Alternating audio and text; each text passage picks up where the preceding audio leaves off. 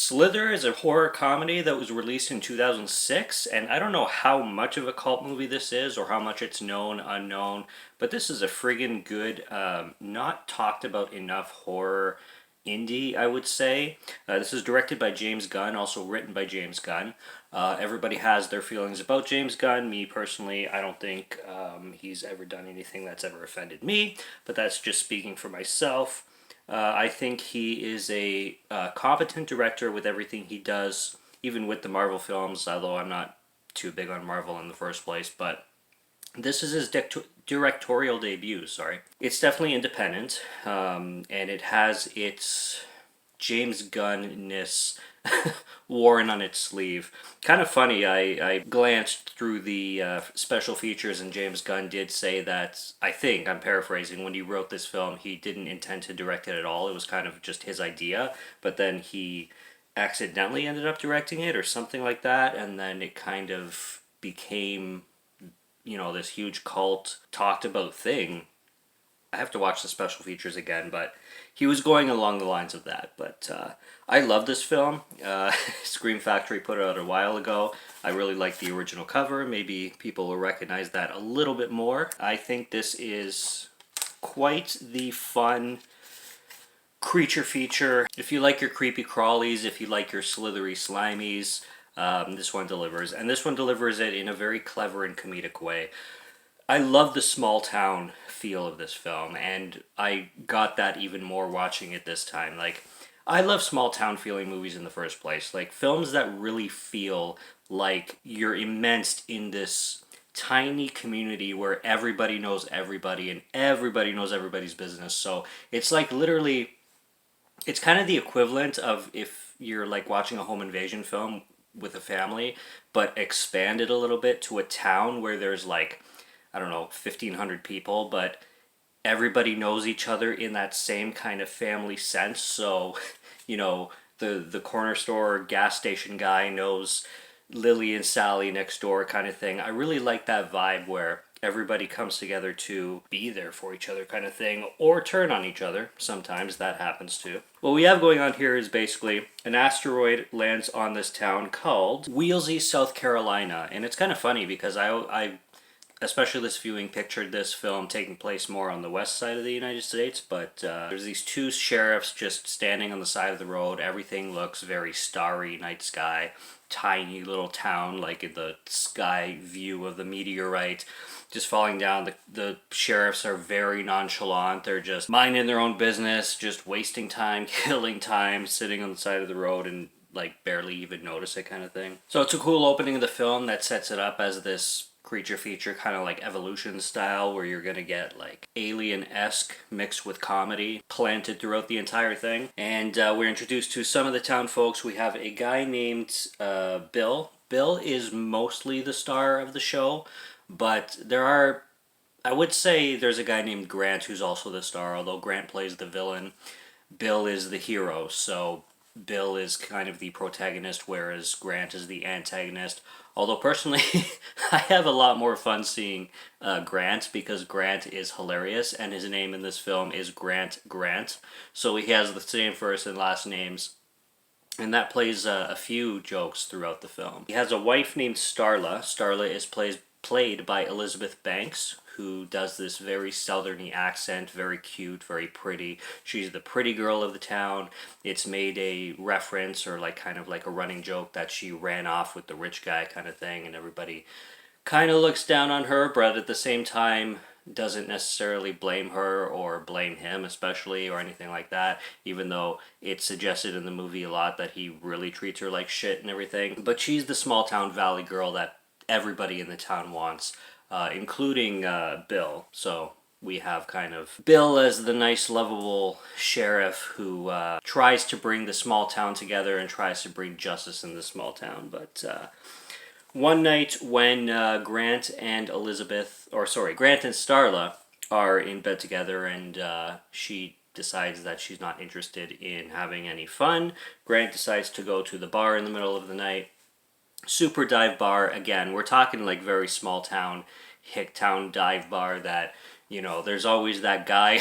I heard this on YouTube once. There's always that guy who looks like he's in his 50s or 60s, just sitting there with a beer gut, drinking the lowest percent beer over and over and over, like 25 bottles at the time before he even gets up and goes to the bathroom. And you have no idea how he keeps it down before he has to take a piss. And it's always the lowest percentage beer. Like, everybody's seen that guy. Everybody's been to this bar. Everybody's been to this kind of bar that's playing this hokey-tokey country song on the jukebox. There's like 2 line dancers on the floor. Bartender with Daisy Dukes and cowgirl hat. You know the deal. So he's there, and he runs into this woman who he used to know because it's a small town. Her name is Brenda, and they start flirting, and Brenda, knows everybody and recognizes him. I think she might have recognized him as her high school teacher, which is strange, but this is like 10 or 15 years later or whatever it is, so she says she's always had the hots for him, but lo and behold, they end up going to the forest and hooking up, and then they come across this meteorite that landed. It turns into this little stinger, and it kind of opens up, and the stinger pierces Grant in the chest, and then Grant kind of, starts to transform kind of thing. Not right away, but he starts to kind of get that sick feeling already, and Brenda just, like, she kind of ditches Brenda, and he's like, oh, I can't do this, yada yada. So he basically ditches Brenda and goes home back to Starla, who's worrying about him at this point, which I don't know why she should, because she should know exactly where he is, quote unquote. But then he starts to turn, and he starts to turn in very funny ways. He keeps seeing Brenda throughout the film, and there's this one scene that I love where, first of all, he has these tentacles that start to come out of his chest, and they just kind of uncontrollably push themselves out. Like, he's trying to hide them, but they keep, especially as he gets, like, hungry for things, they start to come out of his chest. He also starts to get this very strong urge for meat, and he wants to just eat all the steak and all the beef he possibly can. He goes to the grocery store and he's buying like 15 steaks, and he's going to every store in town, and everybody is just looking at him weird because he has this literal truckload of meat. So he keeps seeing Brenda, and there's this really funny scene where the whole tentacle thing really takes its entire form, and they just like pierce her chest. And at the same time, there's this country song played by Corb Lund. Shout out to Corb Lund. He's Alberta, Canadian country singer, not too much talked about.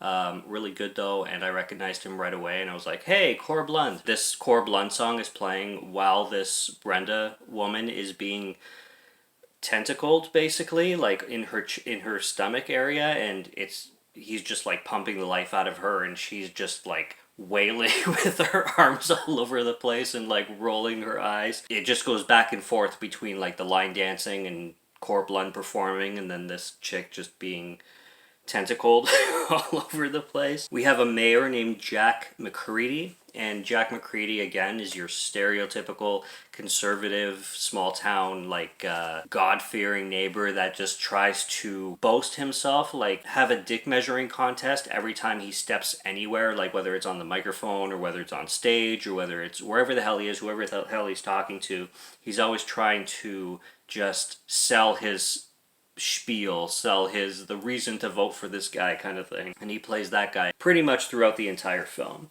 Now, when Grant basically gets his own supply of meat, he basically becomes this vessel for what is going to become the slithers, the little slither maggot looking things.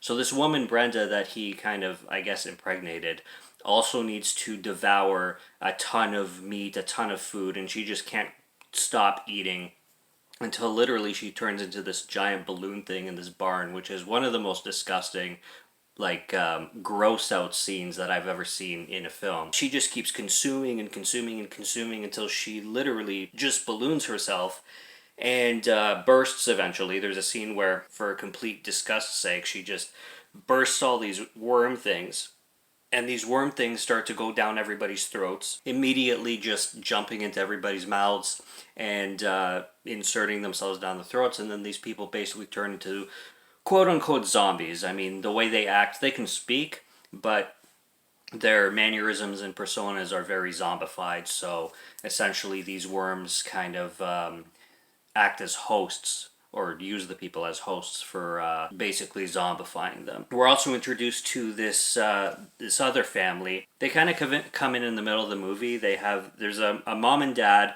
They have a daughter named Kylie, and then they have these two little girls, like twin girls, named Emily and Jenna. Kylie's like your general small town girl. Very, very cute and extremely hot. Like, literally, they kind of just borderline exploit this girl when it comes to certain things. I'll get to that, but this girl's very hot, and she was 24 at the time of filming, so I can say anything I want. Very cute girl. Prunes, mama! Plums turn into prunes. Such a cutie. She plays a part in the movie where she comes in to team up with Bill and Starla. Bill, Starla, and Kylie end up basically becoming the team to take out all these zombified people and these worm people. And the thing with the zombified people also is because Grant, like I said, has this kind of, he's the source, so he kind of controls everybody, and everybody takes on kind of Grant's personality. So anybody with one of those slither things inside of them is basically Grant. So it's kind of an expanded version of Grant in a sense, where he has all these like minions, you can say. Kind of like Society, but actually I would say this film has a little bit of a resemblance to the film Society. There's a complete Nightmare on Elm Street reference when it comes to Kylie in the bathtub, except instead of Freddy Krueger's hand, it's a worm going at her. One of the best scenes in the film when it comes to just black comedy horror kind of thing, because she sees the worm and she gets out of the bathtub, and then it just like lands in her mouth, and she's like gagging on it, and she's trying to like pull it out, which is completely 100% suggested of something. Anybody can see right through that. And then she rips it out, and she takes a curling iron for her hair, and she just burns the shit out of the worm. Now, I don't understand how the curling iron was plugged in the first place, because she was in the bathtub, so unless she was waiting to curl her hair after she comes out of the bathtub and waiting for it to get hot, I don't know how, women curling their hair works, but I would assume it would not be plugged in at that time. However, she uses it to burn the shit out of the worm, and then she runs, and she notices her family is completely infected by these worm things, and she runs downstairs and she tries to get into the truck to get away, and then they're all coming to the truck and they're saying, "Kylie, join us!" And the two girls, the little girls, Emily and Jenna, who by the way read Goosebumps books in this film, which I thought was a huge nod to R.L. Stine. Love that they were reading Goosebumps before bed. They they go to the car and they start like, "Kylie, come out and play." It was like a perfect creepy kid moment kind of thing. So in the climax of this film, because Grant has his shared consciousness with all these people, they figure that by killing Grant as the source, everything will go away kind of thing, and they go to aim to kill Grant. Grant literally turns into this like parasitic one tentacle coming out of one side of his head and nothing on the other side, and he has these like almost like Resident Evil style like super mutant disgusting hybrid thing, and he slithers also like one of the little slithers, but he's this gigantic completely mutant slither. And this is also like 3 or 4 days later, like they kind of cut, they say 3 days later kind of thing at a certain point in the movie, but he essentially grows into this very sturdy, like set in one place, I can't think of the word right now, being that just keeps growing like Brenda did when she was eating herself to death, essentially. Every zombified person starts to collect onto him and really start to morph themselves into him, and it gets really slimy and gross and disgusting, and the body horror is very apparent in the third act of this film. And they, once they get to Grant, they're trying to find a way to defeat him, and they have to take down this giant, disgusting-looking version of Grant before he starts to, get bigger, kind of thing. And they use this beautiful, beautiful propane and grenade trick on him, which I really, really like. I might keep that part spoiler-free, but it's really quite funny. And the biggest thing is just how much gross out humor they use just with the effects of the slithers and the slimy stuff and all the visual goo they just throw on the screen. It's great. James Gunn has clearly an eye and a mind for gross out comedy kind of thing, and he really makes it land in a B movie sense. Like, this is one of the best examples of a glorified B movie I've seen in a while. For all intents and purposes and all technical aspects of it, it is a pure B movie. It is 100% B movie style, and that's the way it's made. But it's just made to perfection, and I really really like that. There is a little bit of a post credit scene too, which I do suggest sticking around for, where a kitten discovers the little pincer.